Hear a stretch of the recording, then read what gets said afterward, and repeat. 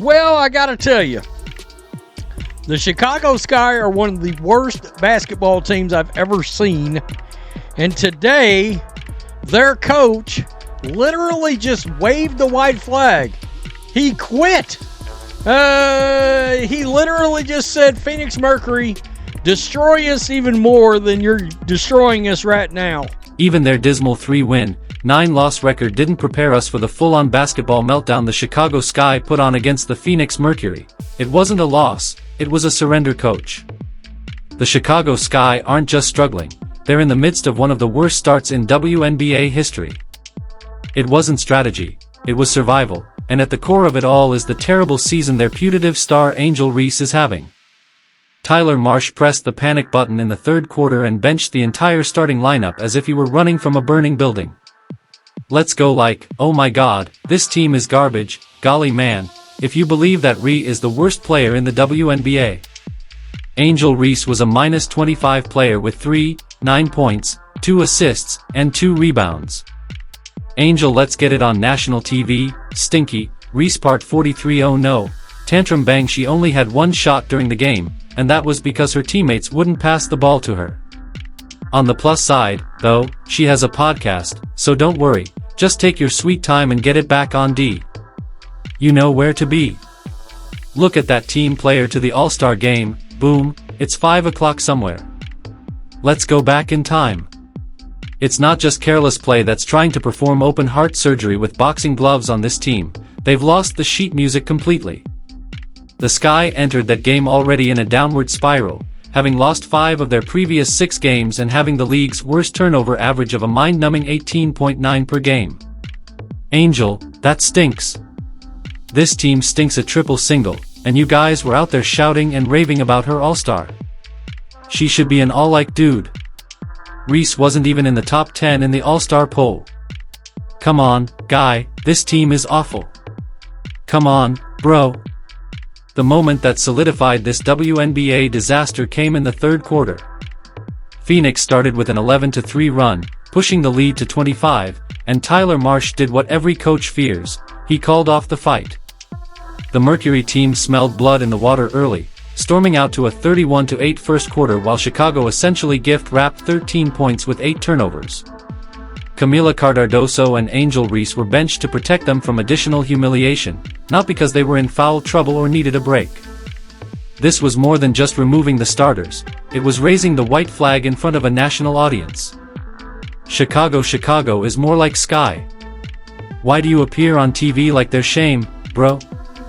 The Indiana Fever are on TV constantly for a reason, they have amazing products, and even when they play poorly, they're still entertaining to watch. This is awful.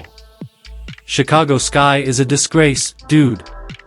The WNBA really messed up hosting this game on national television.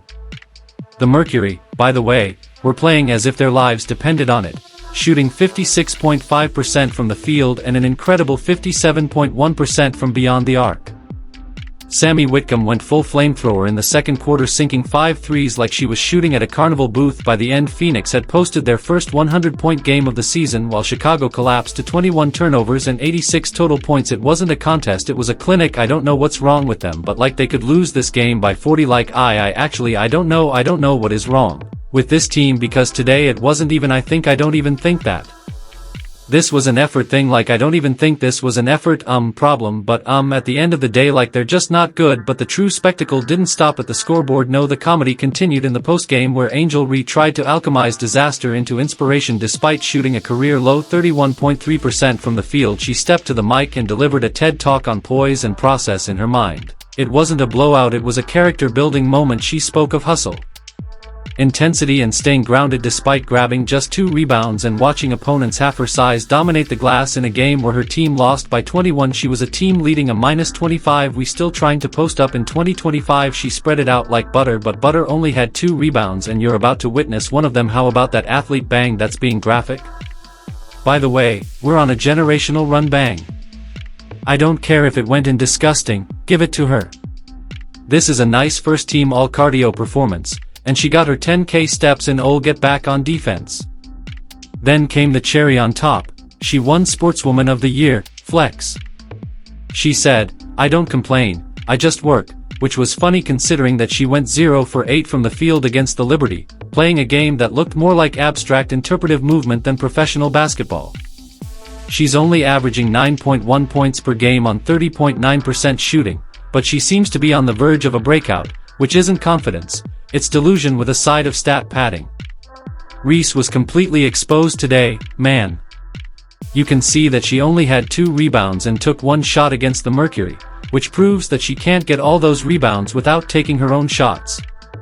When you're not taking all these shots and missing all these goddamn layups and __, you can't get your rebounds, so your rebounds go down. The real kicker is that she keeps saying how happy she is with where the team is. This is a squad that is more dysfunctional than a Thanksgiving dinner, and praising this team's growth is like praising the deck chairs on the Titanic. Even layups within 3 feet aren't safe from her misfires. She's hitting just 28% from point-blank range.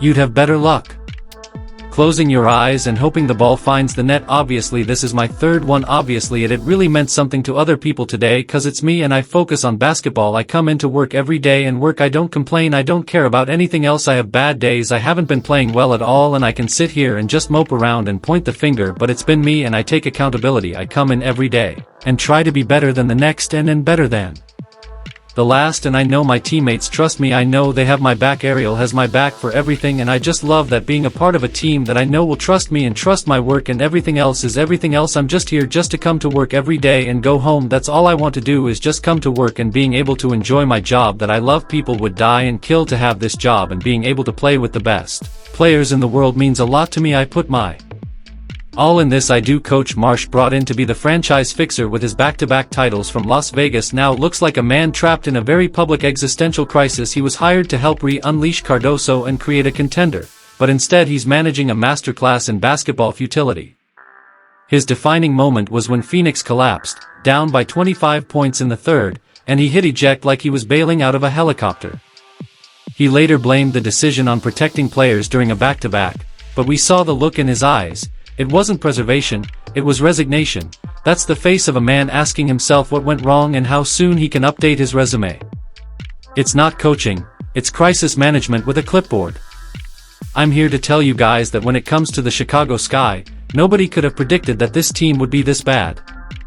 I mean, my goodness, if you haven't heard already,